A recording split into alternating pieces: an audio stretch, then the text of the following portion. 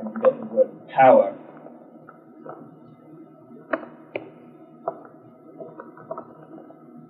And your track reader has done that for you. And it comes from silence. There's nothing happening before this.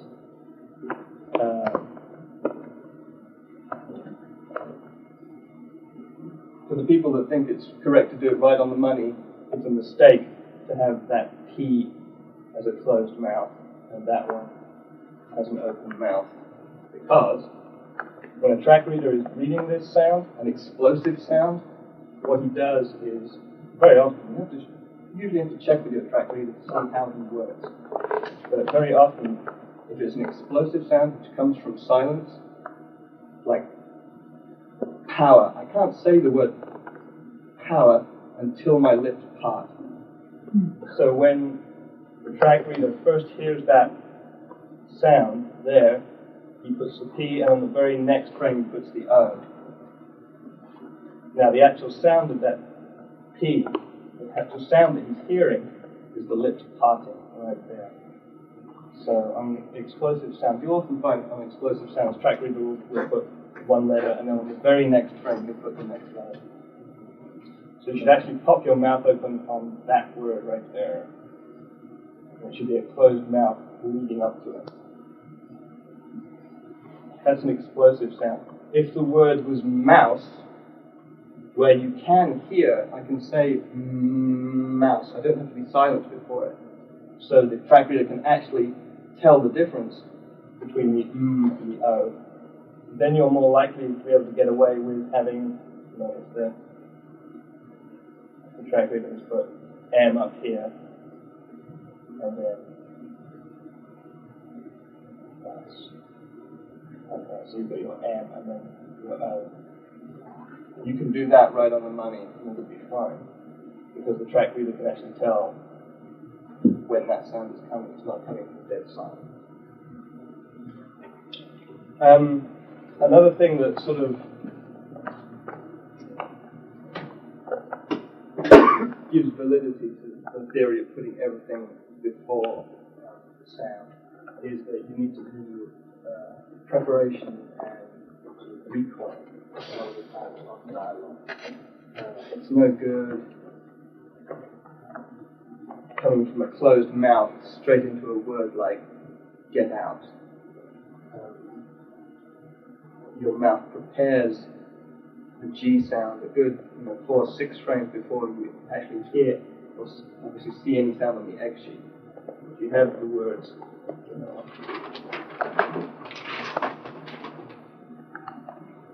there's a good example of this in Terminator 2. The only words that the liquid guy says as a computer-generated character is get out. So it looks kind of weird because they scanned all the actors' mouth shapes. We're very careful about the mouth shapes that they chose. What they didn't do was prepare for it and recoil from it. So if you watch the film, it sort of goes net out like that. He swallows the beginning of the sound because he starts with a closed mouth and goes straight into get out. Sort of that, right? Yeah. It's quite an interesting phrase for dialogue. It has a lot of weird stuff in it. You're going to need to prepare this G sound. If you've got a closed mouth expression and you want to say get out, you've got to open up the mouth. There'll often be an inhale to help you do that anyway. But you're going to need to open his mouth about here, 2 or 3 frames before, at the very least, to get that, to start forming that get out, G mouth shape. Similarly, at the end of this phrase, out, even though there's no sound written on the X sheet, you can't just close the character's mouth when there's silence directly after. It's get out. And there's a little sort of exhale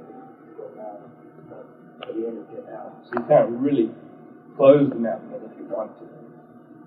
You don't have to close it at all. But if the scene requires it. You shouldn't do it until like a couple of frames after that teaser.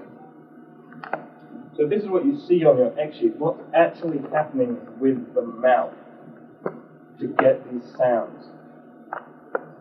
The G is the tongue separating from the roof of the mouth, right there.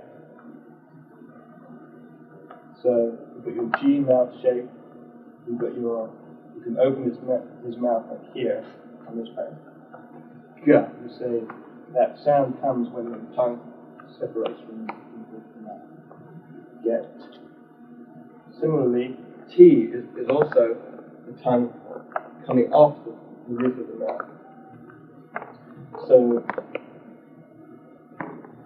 on a T, you might have the tongue up at the top of the mouth here, and then it comes off the roof of the mouth there. Okay. And the same on this one too. You've got out like that. That T is used. It's not, so you wouldn't have big mouth going to an ooh and then just teeth like that. This is the tongue separating from the roof of the mouth. So you're going to want to see the tongue at the top of the mouth in the frame before, and then it comes down there. This is sort of realistic lip sync, I suppose you would call it. This is what actually